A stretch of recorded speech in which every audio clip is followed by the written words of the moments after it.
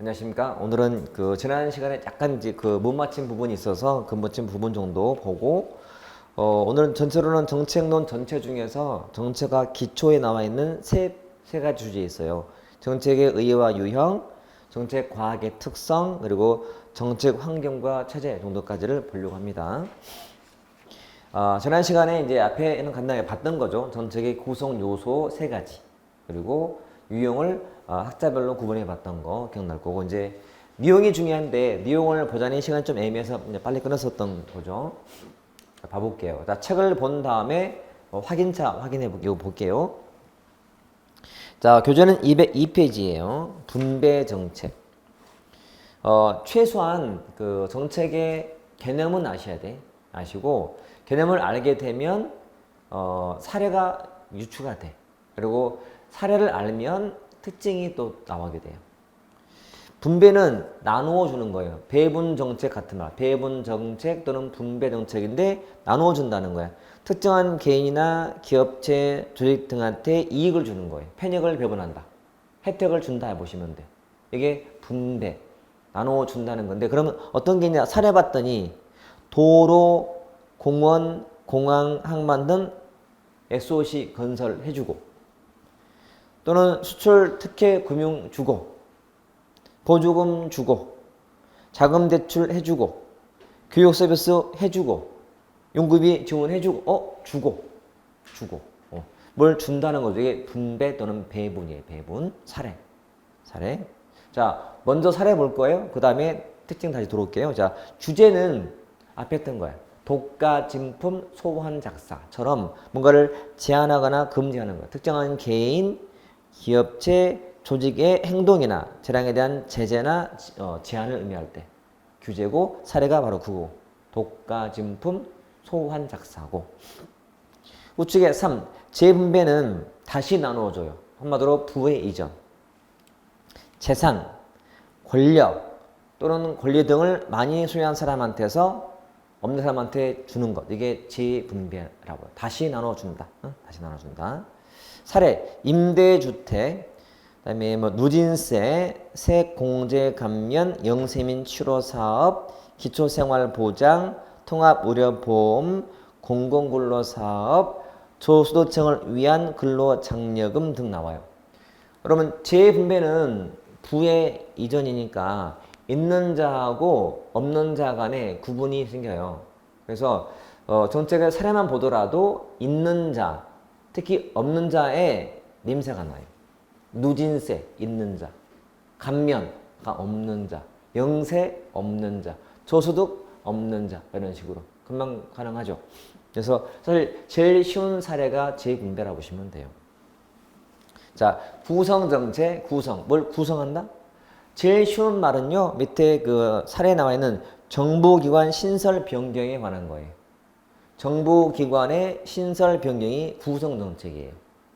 자, 이 네 가지가 로이가 한 분류인데, 말했죠? 로이가 제일 중요하다고. 그럼 특징 봐볼게요. 다시 왼쪽에 오시면. 여러분, SOC. 자, 사회 간접 자본에 들어가는 비용 부담은 특정, 불특정, 누가 부담하지? 불특정 다수의 세금으로 한다. 이게 가장 기본. 그래서 기억처럼 비용 부담자는 자신이 누굴 위해서 얼마의 비용 부담하는지를 몰라. 분배. 불특정 다수기 때문에. 자, 중요한 용어 나오죠. 자, 이처럼 로그롤링, 포크 배럴. 자, 로그라는 것은 이게 로그 뜻이 뭐죠 원래? 통나무. 그렇죠? 롤링, 굴리는. 통나무를 굴린다고? 무슨 말이야 이게? 자, 통나무를 같이 굴리는 모습이에요. 국회에서 입건이 될 만한 법안들은 국회의원들이 서로 협력하는 모습을 비유하는 거예요. 협력할 때. 자, 국회의원들은 우리 선거할 때 공약을 많이 내죠. 공약. 그 대표적 공약이 SOC거든. 내가 되면 공항 지어주겠다. 공원 만들어줄게. 도로 깔아줄게. 이게 하는 공약이잖아. 그러면 자, A, B, C에 있는 지역구에서 각각 당선된 국회의원이, 자, A 국회의원은 그 지역에다가 내가 되면 도로를 깔아줄게 라고 공약을 했고, B는 학교를 지어줄게 라고 했고, 이거는 공원을 조성할게 했단 말이에요. 그러면 이제 할 때가 됐어. 그때 이 두 사람이 이 사람 도로 건설할 때 지지해줘. 지원해주는 거예요. 밀어주게 하는 거예요. 이 사람 말 옳다. 같이 뭐 전화도 해주고 해서 아무튼 그 사업비를 따게 해주는 거야. 이게 로고 롤링 모습이야. 마찬가지 도와줘. 밀어주기 서로. 결론은 자 로고 롤링은 분배 정책과 관련된 용어임을 아시면 돼. 됐지? 그 다음에 포크 배럴. 포크는 돼지고기야. 배럴 밥통이고 구유통이라고 해. 구유통. 돼지 밥통이 무슨 의미야? 돼지 밥통. 자, 돼지 밥통에 밥을 주면 어떤 일이 벌어질까요? 돼지들이 막 몰려들어. 그거 먹기 위해서. 그치? 그런 모습이야. 그러니까 정부가 자 보조금 주겠다라고 하니까 이걸 서로 막 따먹겠어 막 몰려오는 모습을 비유할 때 농장에서 농장주가 뭐 준다고 하니까 막 노예가 막 모여들거나 이런 모습을 비유하는 거예요. 그러니까 분배 정책에 들어가는 돈은 정부의 돈이기 때문에 그걸 따고자 하는 그런 모습을 비유하고 있는 거예요. 그래서 이 둘은 적어도 분배 정책과 관계됐다. 자, 분배 정책은 이념적인 갈등이 많을까요? 적을까요? 적어. 그냥 혜택을 주는 거니까. 그러면 자, 이 중에서는 이념적인 문제가 가장 센 게 재분배야. 있는 자 없는 자 이념, 진보 이념 이런 식으로. 그지? 그래서 특징의 니은의 로그롤링 포크배럴 됐죠? 자, 규제는 별거 없는데 특징사항에서 보면 제로섬 게임이라는 말이 보일 거고 니은의 다운론적 정치 과정이 나타난다라고 해. 뒤에 배우시면 여러분 다운주의에서의 정부는 규칙 제정에서 깨는 사람을 심판하는 사람이 돼요. 그러니까 규제한다는 것은 정부가 좀 사후적으로 일단 시장에 맡겨놨다가 일 터지면 개입하는 방식으로 이해하시면 돼. 규제. 네? 규제. 그래서 시험에서는 다음 정책의 유형이다. 특징상 맞는 것 틀린 거 물어본다면 그때 나올 거예요. 그때 체크하시면 되고. 자, 재분배는 누가 봐도 재분배. 있는 자, 없는 자. 계급 대립 생겨. 계급 대립. 그리고 갈등이 제일 높아. 재분배에. 있는 사람한테 저 약간 뺏어가는 거거든. 재분배이기 때문에. 따라서 갈등도 심해. 제로섬이야. 중요한 특징 제로섬. 둘 다 제로섬인데 그러니까 봐요. 세금을 원래보다 더 내는 사람은 손해잖아요. 그러면 덜 내는 사람은 이기잖아요. 더하면 뭐가 돼? 0돼. 더하면 0. 제로섬이었어. 그러니까 혜택 받는 자 아니면 손해보는 자가 동시에 있기 때문에 더하면 0 된다가 제로섬 또는 영합게임 또는 영화게임이라고도 불러요. 자, 그리고 디귿처럼 좀 엘리트적 시각에서 있는 엘리트 시각. 자, 요게 다운론적인 시각이라면 엘리트 시각이야. 왜냐하면 있는 자에 대표하는 엘리트와 또 없는 사람을 좀 대표하는 엘리트가 있거든. 그 대립적인 시각에서 이해되는 정책이다. 이렇게 보시면 돼. 재분배.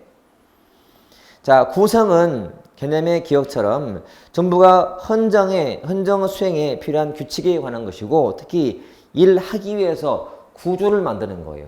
구성정책. 정부가 일하려고 구조를 만들어. 그래서 기구의 신설 변경 같은 거예요. 기구 신설 변경 밑에. 선거구도 조정한다거나 일하려고 공무원들 보수 주거나 연금에 관한 정책. 이게 다 구성정책이다 보시면 돼요. 정부의 조직법 바뀌어서 부처에 변화가 생겨요. 그러니까 A라는 부서하고 B 부서가 통합됐어요. 이게 바로 구성정책이다라고 해. 구조를 만들거나 기구의 신설 변경이잖아. 구성정책. 그래서 요 네 가지인 로이의 정책이 주로 나오기 때문에 특징을 봐주시면 되고 나머지는 거의 다 사례만 알면 돼. 사실은 사례만. 자, 넘겨보시면 자, 상징정책. 말 그대로 상징물. 여러분 대한민국의 상징은 뭐가 있어요? 태극기, 무궁화, 즉 국기, 국화 같은 거 또는 동상 다 상징물이거든 이게. 그래서 남대문 경복궁 같은 고궁을 복원한다거나 군대 열병, 공원, 동상, 국경일, 국기, 수보체 행사 같은 거 다 축제에 다 이게 상징물이에요. 상징물. 그 지방마다 축제하잖아요. 축제. 다 이게 상징 정책의 일환이라 보시면 돼. 상징 정책 일환. 자, 뭔가 여러분 내가 해외에 갔는데 거기에 대한민국 국기가 딱 붙어 있는 어때요? 자긍심. 되게 막 가슴 찡하고 막 느끼죠. 그러니까 뭔가 국민들한테 또는 그 지역 주민들한테 뭔가를 심어주기 위한 정책인 거지. 이게 상징 정책이다 보시면 돼. 추출은 뭘 빼내는 거야. 인적인 자원이라든지 물적 자원을 빼내는, 즉 징세, 징집, 성금 모집하는 것. 이게 추출이에요. 추출. 그리고 자율규제. 자, 규제 권한을 그냥 하라고 주는 거야. 자율적인 규제에 맡겨요. 의사회라든지 변호사회한테는요, 정부가 권한을 줘요. 그러니까 의사들 면허를 뭐 정지하거나 아니면 뭐 취소하거나를 정부가 하는 게 아니라 의사회가 하는 거야. 변호사회에서 변호사를 개업하고 말고 변호사회가 하는 거예요. 자율적으로. 정부가 하는 게 아니고. 이게 자율규제예요. 그리고 경쟁적 규제, 경쟁적. 자, 경쟁자 동그라미 힌트. 경쟁을 한다고? 경쟁을 한다? 이권이 클까 작을까? 이권이 커서 그래. 이권이 큰 사업은 서로 하려고 한단 말이야. 경쟁을 해. 그러면 서로 하려고 하지만 다 주게 되면 폐해가 생겨요. 그래서 몇몇 사람만 하게 하면서 대신 플러스 규제를 딱 같이 걸어두는 거예요. 대표가 밑에 라디오 주파수라든지 방송국 설립 허가, 한국의 노선 배정, 통신 사업자 선정할 때 여러분 항공기 노선에 황금 노선이 있다 쳐볼게요. 손님 많은 지방이야. 수익이 딱 예상이 돼. 이권이 커. 그러면 서로 하고 싶어 하잖아. 모든 공항에서, 항공사에서. 근데 다 주면 과잉 경쟁 때문에 또 폐해가 생겨요. 그때는 네가 대신 한다. 대신 플러스 이렇게 할 거야 라고 규제를 딱 같이 해주는 거예요. 자, 보호적 규제할 때 그 보호란 일반 대중 보호하기 위한 거예요. 대표가 원산지 표시한다거나 독과점 규제 같은 게 사례가 된다. 보호적 규제. 일반 대중을 보호하기 위한 거. 그러니까 이것만 규제를 잘하면 다수가 보호될 때 하는 말이지. 이렇게. 그래서 주로 뒤쪽은 사례 보시면 되고요. 사례. 나머지는 로이 걸로 잘 보되 로이는 개념 또는 뭐 사례 그리고 특징 다 중요하니까 다 정확히 바로자 이 말씀이죠. 자, 왼쪽 우측에 예제 1번 볼래요? 보기 사례와 정책의 유형 바른 것은 이역. 임대주택 그럼 뭘까? 임대. 재분배. 있는 없는 딱 구분되죠? 재분배예요. 재분배.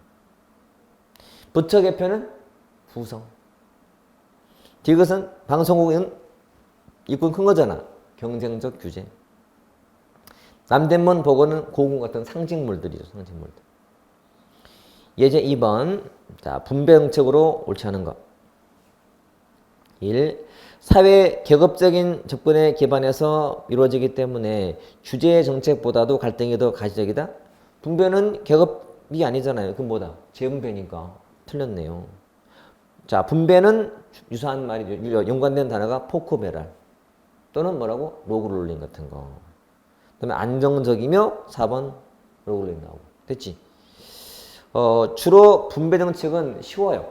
그러니까 쉬운 문제가 거의 90%, 나머지 10%가 어려울 수 있는 것이 뭐냐? 중간중간에 묻어있는 특징이 깊이 나올 때가 어려워요. 근데 그건 많지 않기 때문에 나온다더라도 로이 거니까 앞에 두 개를 열심히 익히면 된다. 그 말씀이지. 자, 워낙 중요해서 아무리 강조해도 지나치지 않는 단어이다. 이렇게 이해하시면 돼요. 하나 당부드리면 우리 교재에는 지금 본문 이외에도 날개 쪽에 보면 여러 가지 문제와 포인트나 플러스 등이 되게 추가되어 있을 거예요. 그거를 다 읽어보기. 다 필요하니까. 그리고 우리 책에 있는 그 내용과 특히 로이 중심으로 내용과 그리고 기출문제나 예제, 포인트, 플러스를 공부했다면요. 이 부분은 완벽해요. 문제를 더 안 풀어도 될 정도로 완벽하니까 책을 잘 활용하시면 되겠다. 됐죠? 이게 정책의 의의와 유형이었다. 자, 그 다음 주제가 정책과학의 특성과 본질이에요.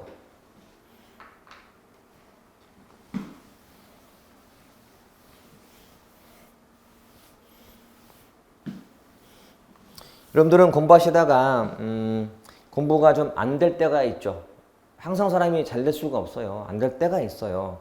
그게 자주 있으면 안 되겠지만 분명히 존재한다. 그때 어떻게 보내셔야 될 것 같아요?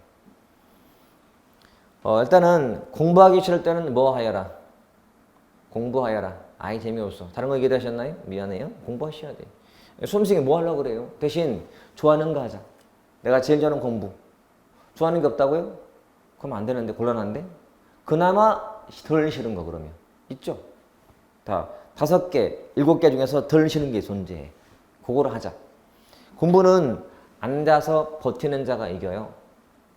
못 버티고 뜨고 나가고 놀고 하면 그 사람 점점 떨어지는 거예요. 그러니까 합격자 그룹에서 빠지는 거예요. 우리 공부는 마라톤이에요? 단거리예요? 마라톤이에요?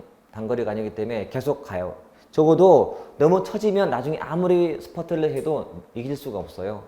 그러니까 선두 그룹에서 너무 많이 벌어지면 안 돼요. 최대한 그 근처는 가야 돼. 그치?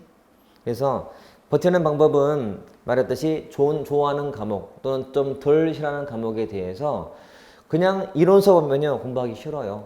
문제 푸시라는 말씀. 문제.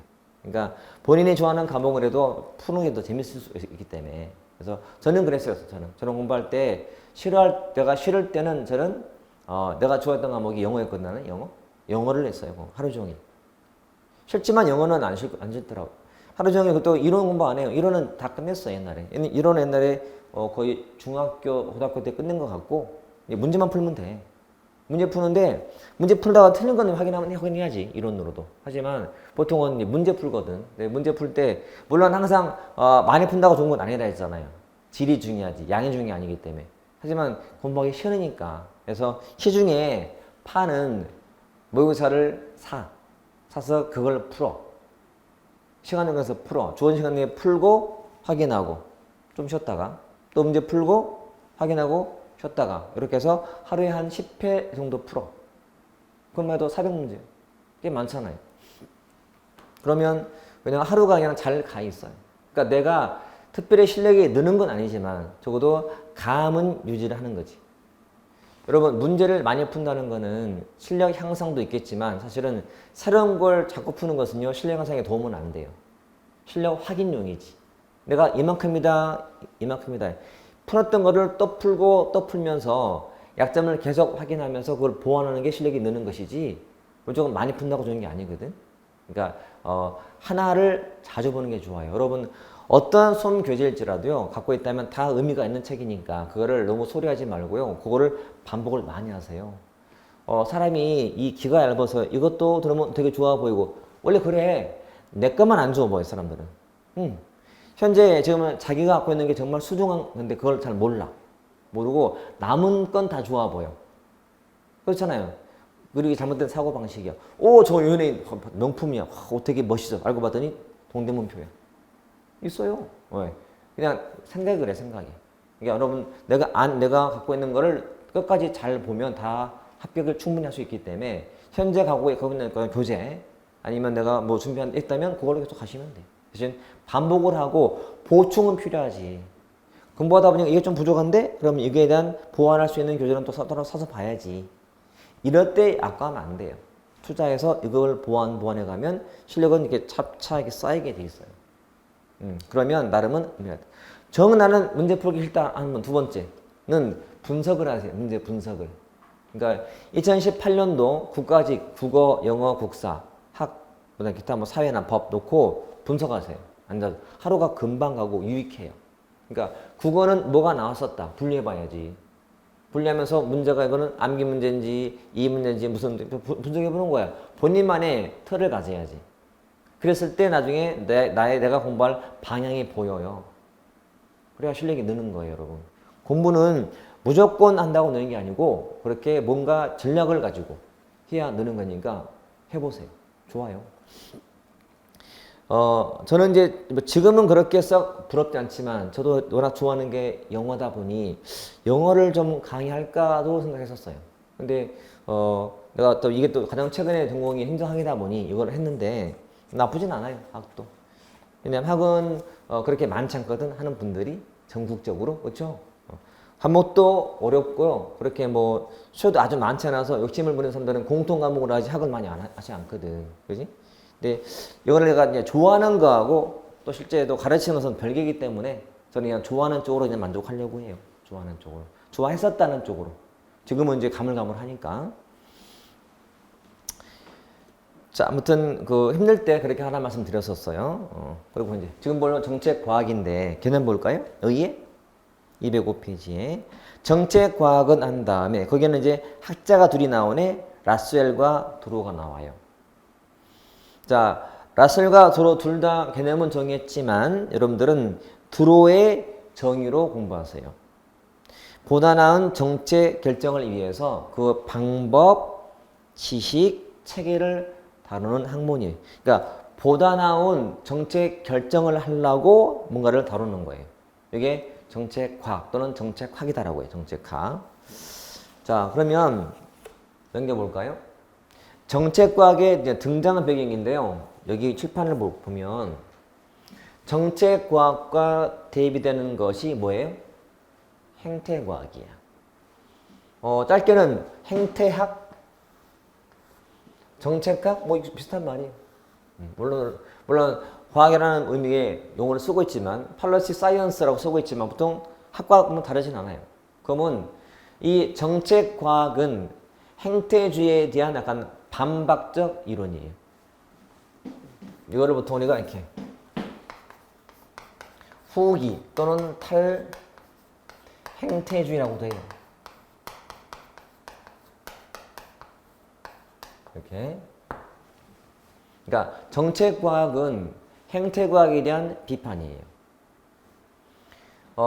초창기 때 이걸 정책과학의 선고자가 누구냐 하면은 라스웰인데 라스웰이라는 사람은 정책지향이라는 논문에서 정책지향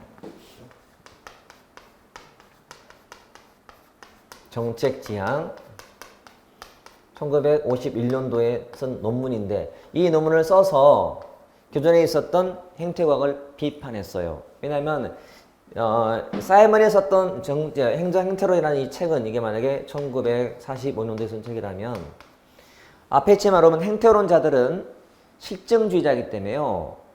가치에 대한 연구를 하지 않고 사실을 연구하면서 검증에만 몰두했어요. 그러다 보니까 과학에는 기여하게 되지만 사회문제에 대한 어떤 해결에 처방은 좀 젬병이 되는 거야. 잘 못하는 거예요. 그래서 라셀이 야 학문이라는 것이 현실 문제의 해결책에 도움이 돼야지 과학만 하면 뭐 할래? 라고 비판했던 거야. 그러니까 처음에는 이런 비판이 잘 먹혔어 안 먹혔어요? 안 먹히는 거야. 그러니까 이거지. 자, 여러분 행태과학 문제가 많죠? 아니 이 사람들은 과학만 추구하지 처방을 못해요. 내 말이 맞죠? 아무도 없어. 다 저쪽 편이야. 대세가 이쪽인 거지. 그러니까 그런 말이 나와요. 초기부터 주목을 또는 각광을 받았다 그러면 X. 처음에는 관심을 못 끌었단 말이야. 이미 대세가 행태과학이기 때문에. 그러니까 모든 학문을 검증하는 게 일반화가 됐던 거지. 처음에는 무시받다가 나중에 부활하게 돼. 그게 드로우 때 와서예요. 드로우 때 와서. 자, 이 시기가 언제냐면 우리 1960년대 말. 그게 신행정론 나오는 시기야. 자, 우리 신행정론 기억나죠? 정치, 경제, 사회 모든 면에서 위기인 시대. 그러니까 그 위기 시대에 학자들이 다른 나라 원조에 바빴었고 생체 비발 기억나죠? 그리고 그나마 학계를 지배했던 행태론자 불러서 물어봤더니 해결책을 못 내놔? 됐다. 그럼 가봐라. 새로운 사람 없냐? 그게 신행정론이잖아. 그 시기야. 그러니까 처음에는 주목을 받지 못하다가 국내적인 위기가 왔을 때 다시 부활하게 되고 그때 활동한 사람이 들어오니까 이때 와서 다시 한번 주목받게 되는 거예요. 그럼 시험은 이 라스웰의 정책과학의 특징과 그리고 드로우의 특징이 비교해서 나올 때가 있어요. 그런데 이 단순한 것들을 암기하자니 참 암기가 아까워. 딴 데 그걸 쓰고 싶어. 그러기 위해서는 짧게 하는데 뭐냐? 우리는 드로우만 알자. 그러면 드로우 알게 되면은 라스웰은 제거되는 거니까. 근데 드로우도 다 하지 말자. 요걸 하자. 자, 드로우 하면 가장 키워드가 요 초합리성이에요. 초합리성. 초합리성. 무슨 말 같아요? 초합리라는 의미가? 이미 합리성을 초월했어요. 자, 이성보다 위에 있어요. 그게 뭘까? 이성보다 위에 있다? 느낌이야. 감각 같은 거? 직관 같은 거예요. 자, 초합리 중요하다. 초합리. 그럼 느낌상 어감이 어감. 그러면 초합리성, 직관, 영감 같은 거. 초합리. 그러면 초합리는 공식, 비공식 뭐에 가까워 보이나요? 비공식적. 초합리니까 직관 같은 거니까. 그리고 묵시적 아니면 명시적 뭐랑 유사해 보이나요? 묵시적인 거지. 느낌이니까 말은 필요 없는 거잖아. 그렇지? 묵시적인 지식을 강조하는 거거든. 그러면 이렇게 기억하자. 드로초, 드로묵 이렇게 드로묵, 도로묵요사, 도로묵, 그렇죠. 드로초 비슷한 어감이 드로초 초합리성. 뒤에 나올 요 최종 모형도 제일 중시하는 게 이거거든. 초합리성이거든요. 직관을 중시하는 결정 모형이에요. 그러니까 드로는 직관을 빼면 시체야.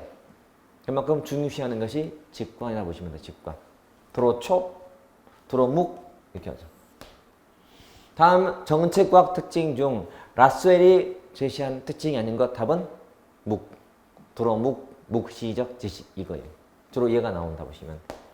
나머지 이제 뭐 라스웰은 맥락성, 문제 지향 또는 문제 해결 지향, 다학문, 규범성, 다양성.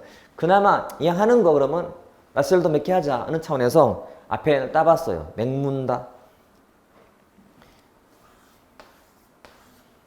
맥문다, 맥문다, 맥문다 이렇게 맥문다, 맥문다. 금방 또 입이 좀 발릴 것 같아. 그래서 가장 기본은 자 정책과학이란 후기 행태주의의 입장이다. 즉 행태주의 비판한다. 근데 인물이 두 사람 나오더라. 라스웰과 드로다. 그러니까 라스웰은 선고자격이고 근데 그때는 주목을 못 받았다. 근데 들어와서 주목받더라. 근데 드로가 말한 특징이 좀 있더라. 드로초, 드로묵 이렇게. 자, 책을 볼까요? 206페이지의 저 위에 정책과학의 등장 배경에 자, 라스웰이 발표한 정책 지향에 출발했다. 근데 초기의 정책학은 그 당시에 학계를 지배했던 행태주의에 밀려서 관심을 받지 못하다가 흑인폭동, 월남전 같은 사회 혼란 시기였던 1960년대 말에 각광을 받더라. 이런 거죠. 라스웰 맥문다, 맥락, 문제지향, 다양성 또는 다학문성, 규범성 등. 드로묵, 드로초 이렇게. 드로묵, 드로초. 나머지 참고하시면 되고. 됐죠? 자, 예제 볼까요? 다음 중 정책학 설명으로 옳지 않은 거. 1. 현대적 의미의 정책학은 51년 발표했던 라스웰 정책 지향 출발했어요. 맞아요. 2번 60년대의 인종 갈등, 월남전 여파 등 사회적 문제의 대두에 따라서 정책학이 발달하기 시작했죠. 맞지? 라스웰이 정책학의 특징에 문제지향, 맥문다, 맞죠? 맥문다규 이렇게 맞네. 근데 4. 정책학은 후기 행태주의의 퇴조로 등장했어? 후기 행태주의 등장으로 나온 거지? 또는 행태주의 퇴조겠지. 비판인 거니까. 되죠? 이렇게. 자, 이 정책과학이라는 이 주제도요, 사실은 잘은 안 나오기 때문에 정말 드물게 나와요. 그래서 우리 교재에는 예제와 그다음에 양쪽에 기출 문제가 2개 있을 거예요. 그 정도만 풀 정도가 되면 충분해요. 더도 없어요. 알았죠? 그래서 정책과학은 복습할 때 그 2개만 확실하게 해버리자. 특히 왼쪽에 있는 206페이지에 나와 있는 그 예제, 기출 문제 같은 경우는 어려웠던 문제였거든. 어려운 문제.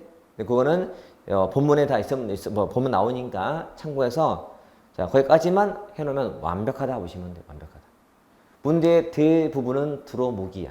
드로초. 그리고 그것만 좀 특이하게 나왔던 거예요. 자, 그렇게 해서 이쪽은 정리하시면 돼요. 자, 그 다음 주제가 참 어려운데, 이게 어려운데 문제는 잘 안 나오는데 어려운 거예요. 그럼 짜증나는 거야. 안 하기도 뭐하고 하자니 너무 시간도 많이 들고 힘만 들고. 근데 이거는 공부를 안 한 사람들은 아예 풀 수 없게 나오기 때문에 안 할 수는 없어요.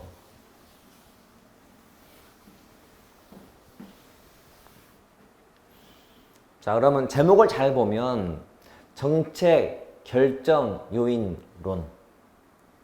정책을 결정하는 요인이 무엇인가를 밝히는 이론이라는 뜻이야. 응? 정책 결정 요인론. 이렇게. 질문. 그러니까 봐요. 이게 바로 정책이라면 정책. 이 정책을 결정하는 요인이 이런 정치적 요인인지 정치 체제 같은 정치 요인인지 아니면 사회 또는 경제 요인인지를 알아보자는 거예요. 얘가 얘 때문인지 얘 때문인지를 알아보자는 이론. 정책 결정 요인론. 그러면 1번에 경제학자 연구. 이미 답이 나왔네. 자, 경제학자들의 연구는 결론은 어떠한 요인이 중요하더라는 거야? 경제 요인이. 이상한 것도 없어요. 그냥 그렇구나 넘어갔어요. 근데 자, 정치학자들 연구, 정치학자들. 처음에는 자, 제목이 참여 경쟁 모형이에요. 두 번째가 경제적 자원 모형이고, 세 번째가 혼합 모형이에요. 그러면 경쟁 모형? 자, 경쟁의 주체가 누구냐면요. 정당이야, 정당. 기억하세요? 이렇게. 여러분, 정당 간 경쟁이 심화되면, 자, 정당끼리 경쟁이 심화되면 복지 정책이 많아질까요? 적어질까요? 많아져. 그 내용이야. 아, 그래서 무슨 변수가 중요하다는 거지? 정치 변수가. 이지. 지금 우리는 봐요. 변수를 둘로 딱 압축하면 돼요. 짧게는 경제, 정치. 이 정책을 결정짓는 것이 과연 경제냐, 정치냐거든. 그럼 이거는 정치라는 거야. 정당의 경쟁이기 때문에. 됐죠? 두 번째, 자, 답이 나왔다. 경제적 자원 모형은 뭐가 중요하다는 거지? 경제가 중요해. 근데 뒤가 더 어려운 거예요. 이렇게 했더니 그러면 허위 관계라고? 허위 변수가 또 무슨 말이야? 자, 이 말의 의미가 시험에서 나올 때 어려운 거예요. 일단 허위 관계래. 넘어가 볼게. 결론은 쉬워. 정치, 혼합 쉬워. 혼합은 뭐가 중요하다는 거지? 정책을 결정할 때 둘 다 정치, 경제가 같이 결정한다는 거야. 근데 이때는 또 혼란 관계, 혼란 변수래. 자, 이 허위라는 말과 요 혼란이라는 말 때문에 시험에서 어려운 거예요. 잘 들어야 돼요. 자, 원래 허위 변수란 여러분 이때 허위 관계라는 것은 이 정책하고 이 정책이래. 이 정치하고 정치적 변수하고 정책의 관계가 허위 관계라는 뜻이야. 허위, 거짓 관계라는 개념이고 이때는 이게 혼란 관계라는 뜻이에요. 봐요. 자, 허위 관계하고 허위 변수를 제가 그림으로 표시한 거예요. 여기. 봐요. 현재 이 정치와 정책은 관계 있다, 없다? 없다. 둘은 관계 없는데 뒤에 숨어서 양쪽에 영향을 미치고 있단 말이에요. 근데 남들이 볼 때는 이 정치가 꼭 정책을 가져오게 보이는 거예요. 이렇게 잘 들어요? 둘 사이에 아무 관계 없는데 뒤에 숨어서 양 변수에 영향을 주는 변수를 허위 변수라고 불러요. 허위 변수. 그리고 이 둘은 허위 관계가 되는 거예요. 허위 관계. 그러니까 사실은 관계가 없는데 있게 보이는 거예요. 연원 때문에 그래요. 두 번째는 자, 이게 혼란 관계고 혼란 변수예요. 이 정책을 가져오는데 지금 뭐가 영향을 준 거예요? 둘 다. 그러니까 이 정책이라는 놈이 정치적 요인 때문에 나온 건지 얘 때문에 헷갈리는 거야 지금. 왜? 얘도 주고 있으니까. 그래서 이때는 둘은 혼란 관계고 얘가 혼란 변수가 되는 거예요. 혼란 변수가. 둘 사이에 관계가 있는 상태인데 뒤에 숨어서 또 양쪽에 영향을 주는 변수가 혼란 변수라 부르거든. 그러면 검증법이 있다요. 점점처럼 자, 이런 상태에서 이건 뭐예요? 허위 변수나 혼란 관계인데 이때 요 허위 변수를 통제해버리면 정책은 발생한다, 안 한다? 안 한다. 이게 허위 변수의 검증이에요. 근데 이게 아니었고 지금 만약에 이런 상태였다면 얘를 이렇게 통제하더라도 정책은 생겨 안 생겨? 생겨. 이 때문에. 이거는 혼란 관계고 혼란 변수라고 불러요. 혼란 변수. 좀 어렵지? 이거는 뒤에 정책 평가에 가면 또 나와요. 변수라는 거 말로. 근데 잘 들으셔야 돼. 우리 사회과학에서는 변수 그러면 딱 둘로 압축을 해요. 봐요. 두 변수. 그러면 자, 이게 독립 변수예요. 이거는 뭘까요? 종속 변수라 불러요. 이게 1변수고 이게 2변수라 불러요. 이게 원인 변수고 이거는 결과 변수예요. 이렇게. 자, 이건 약속이야. 1변수, 2변수. 독립 변수, 종속 변수. 그리고 제 3변수가 있어. 1, 2, 3변수가. 이 3변수는 종류가 되게 많은 거예요. 그래서 허위 변수도 있고요. 허위 변수. 뭐 혼란 변수도 있고요. 혼란. 그리고 억제 변수도 있고요. 억제, 왜곡 변수도 있고, 뭐 매개 변수도 있고, 그리고 선행 변수도 있단 말이에요. 이렇게 종류가 되게 많은데 더 있어요. 이렇게. 그러니까 이 두 변수 그러면 둘만 독립 변수, 종속 변수예요. 원인 결과 관계야. 이게 원래는 이 결과라는 것은 얘 때문에 나온 게 정상이야. 그런데 제 3의 변수가 있어요. 3의 뭔가를 결정하는 요인. 근데 여기 종류가 되게 많다는 거예요. 지금처럼 자, 두 변수 사이에 아무 관계가 없는데 뒤에 숨어서 이렇게 주는 게 뭐라고? 허위 변수고 허위 관계가 되는 거야. 이제는 이렇게 된 것은 뭐예요? 이거는 혼란 변수고 혼란 관계예요. 그리고 이건 따로 한번 뒤에서 할 거예요. 지금 안 봐요. 자, 선행 변수가 무슨 말이죠? 선행 변수가 앞에 오는 변수 선행. 앞에 오는 거 어디 와야 돼? 1보다 앞에 와야지. 이게 선행 변수야. 자, 우리가 아는 변수는 두 개예요. 뭐 독립 변수, 종속 변수니까 앞에 온다면 이 1변수 앞에 와야지. 즉, 요 독립 변수 앞에 오는 변수가 선행 변수야. 그러면 매개 변수는 뭘까? 매개. 매개라는 건 어디 껴있는 거잖아. 이게 매개 변수야.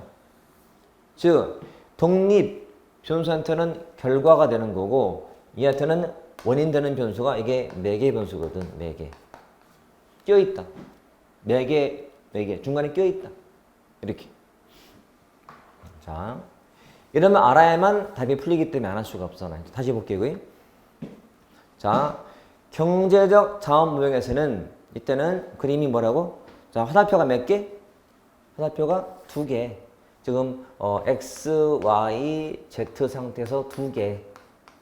둘 사이에 즉 정치와 정책은 관계가 없어요. 없는데 요놈 때문에 그냥 있게 보일 뿐이에요. 그때는 허위 관계라 불러요. 얘가 허위 변수가 되는 거고. 이때는 이 정치 체제나 정치적 변수가 정책에 독자적으로 영향을 미친다, 못 미친다. 못 미친다는 거 아무 관계 없잖아 지금. 이게 두 번째 거고 세 번째는 혼합이니까 어차피 둘 다 미친다는 거야.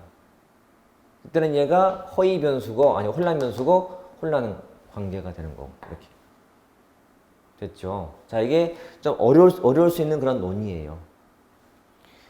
자, 책 볼게요. 자, 개념 볼게요. 개념. 정책 결정 요인론은 정책의 내용을 결정하는 요인이 무언가를 밝히는 이론이다.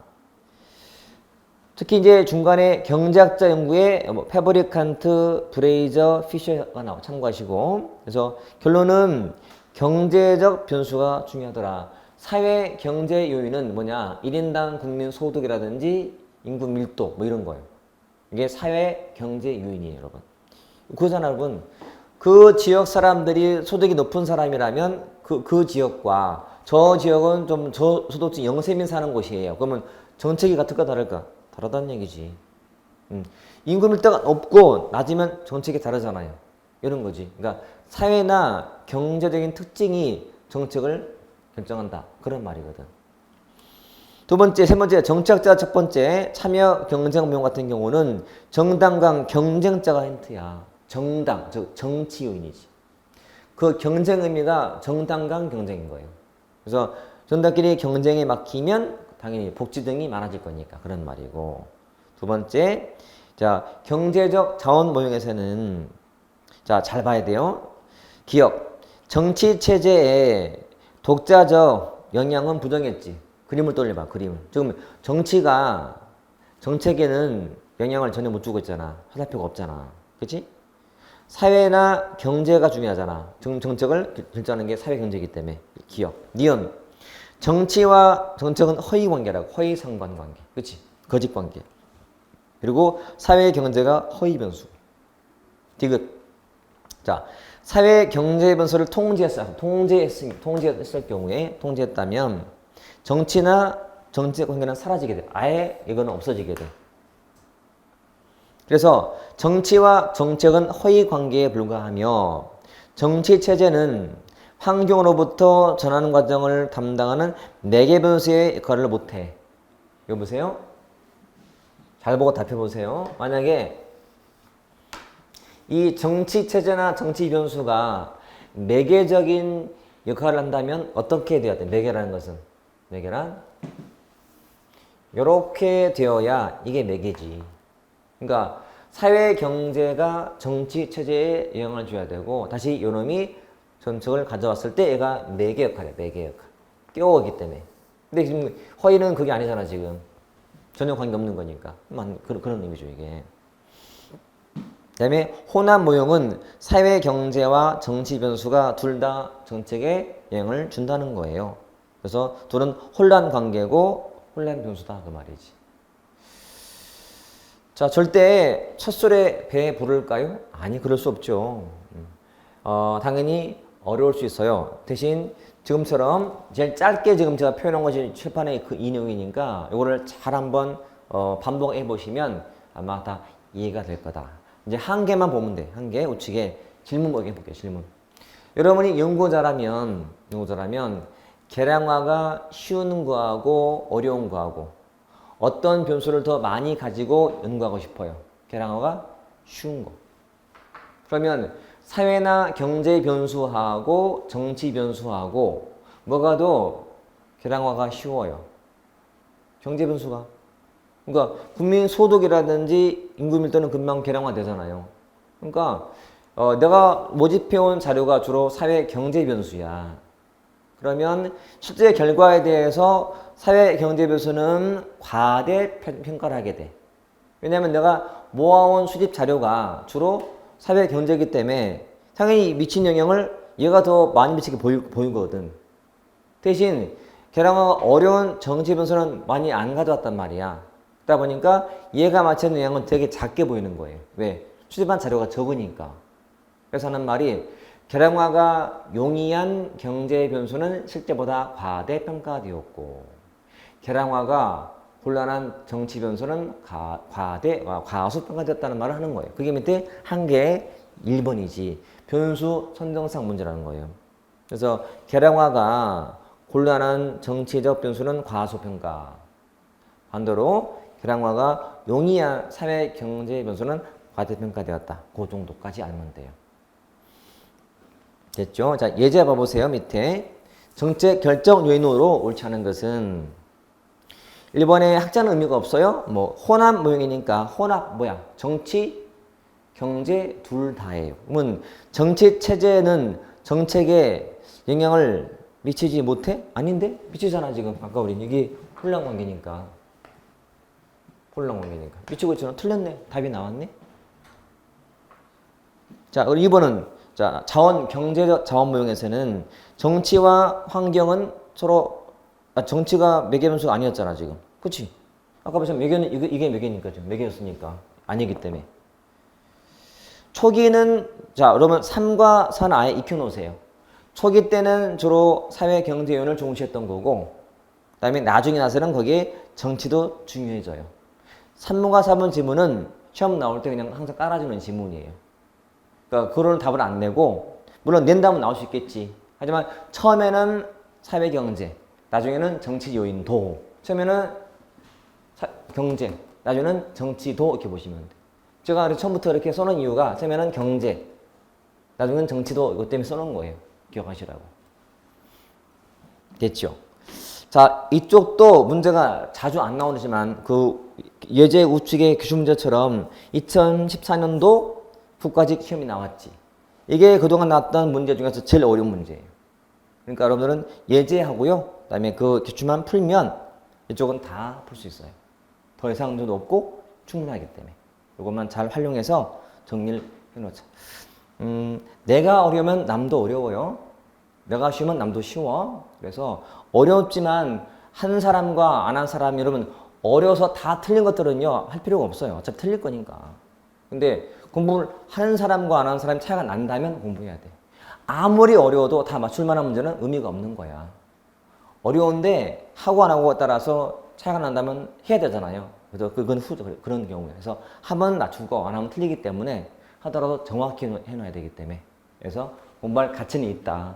그래서 우리가 얻는 시간 쪼개서 한 거예요.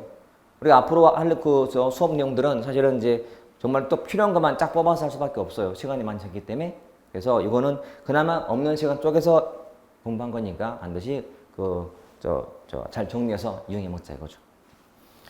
오늘은 제가 지난 시간에 좀 못했던 부분을 좀 보충을 하고 그래서 이 단원만 좀 마무리하기 위해서 강의를 했고요.